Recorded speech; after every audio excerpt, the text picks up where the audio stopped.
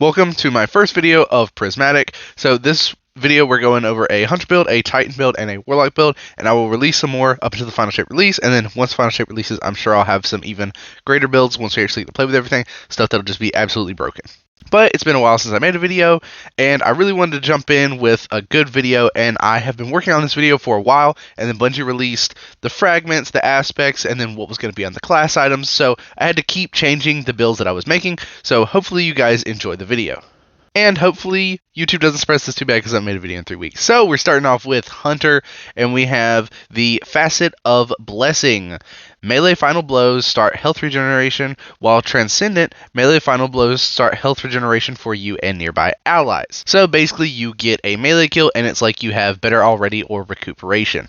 And then we're also going to be looking at, if you could look down, Facet of Dawn, powered melee hits against targets make you radiant, powered melee final blows make you and nearby allies radiant, and it gives you -10 strength. And then we're going to be off balancing that -10 strength with Facet of Protection. While you are surrounded by enemies, you are more resistant to incoming damage. So you're going to be around enemies because we're going to be going off of melee, so you have Facet and Blessing both being melee, giving you health regen, giving you radiant, and then we're going to be having that extra resistance when we are surrounded by enemies because we're going to be melee and stuff, so we're going to be up close and personal. And then we're also going to have Facet of Purpose. Picking up an Orb of Power grants you either Amplified, Restoration, Frost Armor, Woven Mail, or Overshield based on your equipped super. And we'll talk about which one we're going to go with. And that's -10 recovery. We have nothing offsetting that recovery. And then finally we have Facet of Hope. While you have an elemental buff, your class ability recharges quickly. So the super we'll be picking is Marksman, and every time we get a melee kill, we're going to be generating an orb using Heavy Handed, and then once we pick up that orb, we are going to be getting that restoration with Facet of Purpose. And of course, Golden Gun Marksman is a fantastic super, and it does a lot of damage.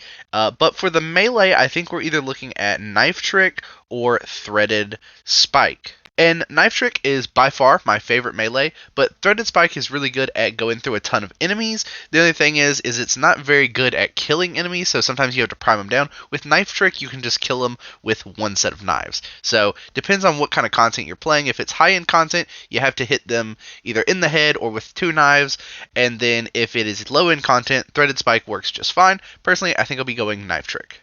And for our grenade, we will be going with a Dusk-filled grenade. And then for our aspects, we will probably just go Wither Shroud and Threaded Spectre. You can also just go either Gunpowder Gamble or Stylus Executioner because those are going to be 2 great options in general for the Hunter subclass. So we're going to be looking at which exotic we're going to be using, and because this is Prismatic and it's the new thing, we have the class items with the 2 perks, we're going to be looking at those primarily, but you can use just one of these exotics on your character. So because we have Dusk-filled grenades, and they are changing the way that Surt-Arachne's Facade works whenever it's on your class item. Basically, you can throw your Dusk-filled grenade at your feet on Hunter. You're going to get the Renewal Grasp damage resistance with Frost Armor, and then you're also going to be getting Woven Mail from Surt-Arachne's Facade. Which means while you are surrounded by enemies, you have Frost Armor and are standing inside of your Dusk-filled. On top of the fact that you have Woven Mail, you will have a shit ton of damage resistance, and considering Well is getting nerfed pretty hard, this might be a pretty good option to run inside of a well to help your teammates out. Just make sure you break your crystal so no one rockets the crystal. And really, like I said, it doesn't really matter what your aspects are because we're doing all of that without aspects. I think Gunpowder Gamble would be a good one if you are using Knife Trick or Threaded Spike in lower end content, because every time you get a kill with any of your abilities, you are basically going to be getting Gunpowder Gamble, which is going to give you a real grenade. The only problem is if you don't realize you have that, especially in higher end content, you go to heal yourself or protect yourself with some resistance or hide yourself with a stasis crystal, you're going to blow yourself up with Gunpowder Gamble. So I'm probably going to avoid that one for now. If you use Wither Shroud and Threaded Spectre, you can just dodge. You're going to slow the enemies around you, and then the Threaded Spectre can blow them up. So like if you get overrun inside of your Dusk-filled grenade, you will instantly freeze them with the amount of slow that you'll be doing with Withering Shroud, and then explode from the Spectre. So that's a pretty good combo. And then, of course, there's Stylus Executioner, which is going to be killing enemies that are affected by any kind of debuff is going to make you invisible. Your throwing knife does Scorch, so in a perfect world, it will count the Scorch before it kills them, and you can go invisible, which would be a pretty good get out of jail free card. Basically, this is like the most rat shit ever. You have tons of resilience, and then you can either destroy anything that gets inside of your zone, or you can go invisible. So this build seems like it's going to be great for me, and I am so excited to get this class item. I really hope it does not take me forever. And since the Hunter's Transcendence is Solar and Stasis, assuming that we align to those specifically and not just Light and Dark or Kinetic, I'm a big fan of Zali's Bane, which would be the solar weapon that I would definitely use in this case. And to no surprise for the exotic, I'm probably going to run Conditional Finality just because it's Stasis and Solar, so it's going to help Transcendence both ways. And if I'm not using that, I'll probably use Lingering Dread because it's a blinding GL with Chill Clip. Next up, we have Titan, and we're going to be using Facade of Blessing, Purpose, Protection, Dawn. It's the same exact thing that we were running on the other one, so it all works in a very similar fashion because we're going heavy on the melee. We added Facade of Defiance, which is finishers create a detonation that either severs, scorches, slows, jolts, or makes targets volatile based on the damage type of your super. And I have listed here T-Crash, but it kind of seems like the new Void Super might be pretty good because it is a ranged attack for Titans that actually does decent super damage. So I might be using that one instead, but right now I'm just going T-Crash for a safe, I know how to use it kind of thing. And on top of that, Jolt would be a pretty good thing for finishers. I don't think Volatile is the best one, which is why I kind of want to avoid it. But if the super's good, I'll take Volatile on Defiance, or maybe we'll replace that one. But the top 4 fragments are staying. But it's the same kind of concept. Melee Final Blows is going to start regeneration, while Transcendent Melee Final Blows start health regeneration for you and allies. Picking up an orb is going to grant you one of these things. Amplified isn't the best, Overshield would be better, so there is a positive to having the Void Super there. You could run Solar for Restoration, or Blade Fury on Strand for Woven Mail. Both of those are good options. I just don't want to build too heavy into Strand, but honestly, Strand's the best Titan subclass, so if you went all Strand, I wouldn't blame you. And then finally, powered melee hits on targets grants Radiant, and then kills grant Radiance to you and nearby allies. And I'm using Point Contact Cannon Brace, which whenever you have this on your class item, it reads, damaging a target with a powered melee causes all nearby targets to suffer lightning strikes and become jolted. Meaning you're going to use Consecration, which is one of our aspects, and then you're going to blow the room up. If it doesn't die from Consecration, because it's getting a damage buff, it will be jolted, it will be scorched, it'll ignite things around it, so just a bunch of kabloomies. Knockout is also receiving a 25% damage buff to melee, so on top of that, so you shouldn't honestly need the jolt on this, so if you wanted to go Synthoceps over Point Contact Cannon Brace, I would understand. And the reason we are using Frenzy Blade as the melee is because we have several melee charges, so you can use several Consecrations back to back. Your grenade's kind of up to you. I just like Shackle because suspending Unstoppables, it just works out great. And I went with Severance Embrace because it would work well with Defiance, but if I don't use Defiance, I'd probably just replace this with Heart of Inmost Light, which reads, using ability empowers the other 2 abilities with faster regeneration. So that would be a good all-around go-to, but Severance, which is a powered melee final blow or finishers, unleash an explosion, and since we're already trying to do finishers, we're doing those melees, it's just going to be more explosions around everything, so this is like Titan the Ag Clear build, and then if we go with the Void Super, it could be DPS, and same with Thunder Crash or even the Strand Super. So basically your gameplay loop is going to be just pop Consecration, kill stuff. If it doesn't die to Consecration, it's going to get jolted. The enemies that died around the now jolted enemy will explode due to Severance. It will explode due to Defiance. So it will either jolt or scorch or make them volatile on top of the jolt that you're already getting from Point Contact Cannon Brace.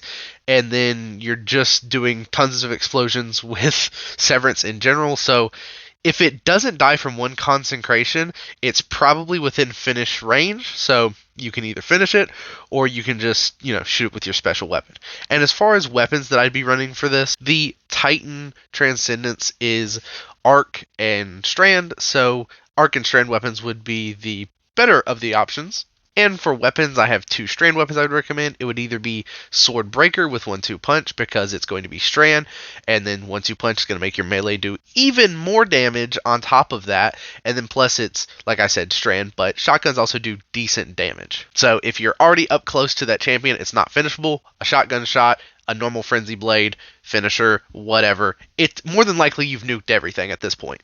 But if you want to build a little bit more into ag clear, you have Tusk of the Boar, the Iron Banner grenade launcher, which has slice, it has chain reaction, pretty good ag clear currently. Hopefully it's not nuked in the final shape, but it would still be a decent option, I do believe. And on the Hunter, we had tons of damage resistance when we were getting up close and dodging with everything. Can't really do that on Titan. There's no restoration or anything. We have that one little bit of healing that comes back to us. So we could go Red Death, which on weapon kills gives you cure ×2. You could go something with Heal Clip if you didn't want to use an exotic. But at that point, I would just use Icolos or Subjunctive because Volt Shot's amazing and it would work towards your Transcendence. And then for your exotic, I would definitely go either a grenade launcher or a rocket for DPS. And if you aren't using an exotic anywhere else, I would say probably just use Gallahorn to be support for your team for DPS if they're using rockets. And if not, I guess you can be Tractor Cannon or something. Not really sure what else you would run. Next up on the build list is Warlock, and again, we're starting off with a lot of the same things. Facet of Protection, because you're going to be surrounded by enemies, because this is a finisher melee-based build. Facet of Dawn, because melee hits, grant Radiant, melee kills, grant Radiant to you and nearby allies. And then we have Blessing, which is melee final blows, start health regen, while Transcendent, it does it for you and allies. And then we also have Defiance, again, which is finishers create a detonation of any of the subclass verbs based on the damage type of your super, which in this case will be Scorch because we're using the Solar Super. The new aspect that we are adding to this is rapidly defeating targets with light damage grants melee energy, and defeating targets with dark energy grants grenade energy. Now this one doesn't have a class item, and this is my buddy's build because he ran a build like this for pretty much all of Lightfall's lifespan, and Cool Guy made a video on it, and I was making a video on the same build, and Cool Guy beat me to it, so it's like the Cool Guy build. So we wanted to get out in front and go ahead and make his version of the Prismatic build, so something similar to that build, but it works with Prismatic, and we wanted to make this build as potent as possible, but without us actually being able to play test with it, we don't know if this is the best version. TLDR, this is what we're looking at. Everything here is subjective to change, just like the rest of these. They're all an idea, a theory, but this one, we're gonna build up as much as possible, and I will probably have a separate review on just this build whenever the time comes of us running it and we perfect it. So let's go ahead and get into the build. So we have Defiance, which is going to be that finisher gets that Scorch explosion, or whichever explosion you want. Again, we're going with Solar, so Scorch. And then Felwinter's Helm, which is powered melee final blows or finishers create a burst of energy that weakens nearby targets. It weakens nearby targets for 30% damage for about 5 seconds, and it also disorients them, like a disorienting grenade or what used to be called blinding grenades on grenade launchers. So you're going to weaken the enemy by 30%. They're going to be taking tick damage from Scorch, and they're also not going to be able to fight back because they are disoriented for the next 5 seconds. Using this on more powerful enemies increases the radius and the length of the weakening effect. And we are currently looking at running this with a Cold Snap Grenade and Bleak Watcher and Lightning Surge. There's also Feed the Void, but the only thing is we don't know if Feed the Void and Bleak Watcher will work together. If we try to consume the grenade, will we eat the grenade, or by holding LB and then throwing it, does that count for both Feed the Void and Bleak Watcher? We're not really sure yet, so we're kind of leaning towards just Bleak Watcher and Lightning Surge, or Feed the Void and Lightning Surge. And Threaded Needle, which is the Warlock Strand melee, whenever you have that equipped, you have several melee charges, so you can have several lightning surges. Also, if Bleak Watcher doesn't require you to have Cold Snap, you can run a Healing Grenade or a Vortex or Threadlings if you want. It's really up to you. It just really depends on how both Feed the Void and Bleak Watcher work together and how they work with each grenade. And for your jump, you can use whatever, and of course your Warlocks are using a Healing Rift. But basically, the gameplay loop is you're going to finish an enemy, they're going to be weakened and blind, they're going to take that scorch damage. You can slide, you can walk out of them and then slide back in, pop your melee, and your lightning surge is going to kill everything in that general area. And by doing your lightning surge ability, you're also going to jolt nearby targets. And you can do this gameplay loop the opposite way. You can pop a lightning surge, cause a bunch of enemies to get really low on health. It will then jolt them. You can finish whatever enemy you can hit. You're then going to weaken them. You're going to scorch them. And all that damage should set off the jolt. So you're just doing a big AoE in your general area that's going to be disorienting, jolting, scorching, and weakening enemies. And this isn't normal weakening. This is a 30% debuff weakening. We've talked about a few weapons that we would like to run with this, since we don't know how the grenade's going to work, and we don't know, if we're going to use healing grenades or cold snaps. It seems like we would want something with heal clip on our character or Red Death. There's also the option of Buried Bloodline for Devour, if that's a thing that you like to run. And Void would work out great because of your Transcendent ability, which is both Void and Stasis. And it kind of depends on which weapon you go for. If you're using Buried Bloodline, you probably want a primary in the kinetic slot that is Stasis. And if you are using something that's solar, like I said, either Red Death or an incandescent heal clip style weapon, you may want to use a special weapon. And we're looking at Deliverance because Chill Clip on Deliverance and Arventil and even Burden of Guilt, the retired Trials weapon, all can two-shot freeze enemies in the final shape, whereas Riptide will still be a three-shot. And that's pretty much the builds. In the description, I will have what mods I'm thinking about putting everywhere, just because I'm not really sure what's going to be the perfect balance, so I can just come back and change the description. So if it's been like a week after the final shape, you're not feeling the build, come back and check on this video, and I may have updated that description with better versions, or if I change something intrinsically in this video, that will be updated in the pinned comment. And again, we'll be doing all these builds in a big review whenever the final shape actually releases and we have access to class abilities and all of Prismatic. And before I go, a quick little, maybe this is good. I'm looking at this build just because Bleak Watcher and then a Threadling Grenade, because I think those are the best grenades you can have on Warlock, and Needlestorm because it's the best super for DPS on a Warlock, with Osmiomancy Gloves and Starfire Protocol with an Empowering Rift.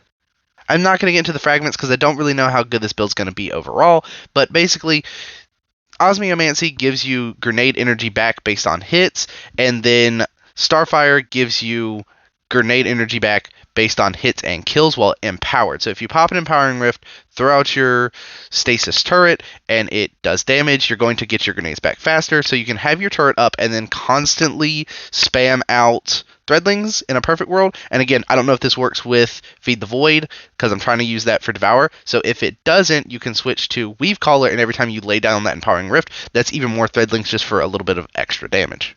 And yeah, that's pretty much it. That's just a quick little addition to the video. If you guys did enjoy this video, be sure to hit that like button. Sorry it's so long. The individual videos will be much shorter, but I just wanted to get something out because I haven't posted a video in a while. Thank you so much for watching. If you enjoyed, be sure to hit that like button. Consider subscribing. I'm going to be making content a lot when the final shape drops. You might be getting several videos a day, and I hope you guys stick around to see what kind of content I come up with. We'll be reviewing all the weapons the moment we can see them in DIM, day one. So be on the lookout for that video, and I'll see you guys then.